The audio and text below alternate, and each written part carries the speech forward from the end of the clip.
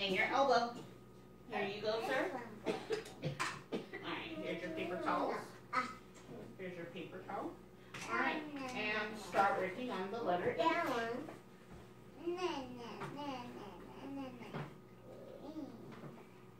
I want green.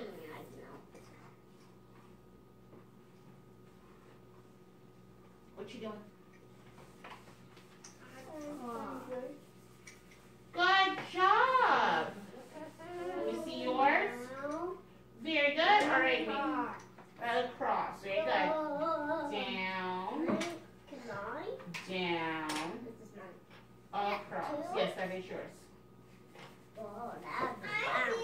You did do it. How are you? Are you almost done decorating? Here, stand up so I can push your turn. There you go. Here, we'll put the crayons here so you can each. That looks very nice. You're going to use other colors? I'm going to pop these all down. You're going to pop those all. Are you done coloring? Is that a lily? Put the crayon away and then start popping the holes out, and then I'll give you your string, okay? Not that one. Yeah, no, we're doing the letter H. So Miss Essie wants to see the big H. Down, down, across. I'm making a little one. I'm making a little one.